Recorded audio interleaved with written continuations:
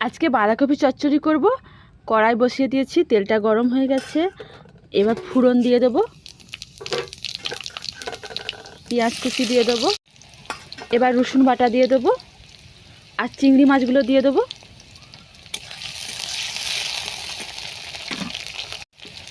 লবণ, হলুদ গুঁড়ো দিয়ে দেবো, টমেটো কুচি দিয়ে দেবো, লঙ্কা গুঁড়ো, আদা বাটা দিয়ে দেবো। মশলাটা কষানো হয়ে গেলে এবার বাঁধাকপি আলুটা দিয়ে দেবো।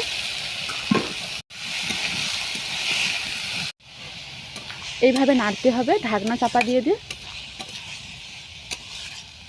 নাড়তে নাড়তে এবার বাঁধাকপি থেকে জল বেরিয়ে চলে আসবে। এতেই সিদ্ধ হয়ে যাবে, আর জল দিতে হবে না। বাঁধাকপি থেকে কত সুন্দর জল বেরিয়ে চলে এসেছে। এই জলেই এটা সিদ্ধ হয়ে যাবে, আর এক্সট্রা করে জল দিতে হবে না।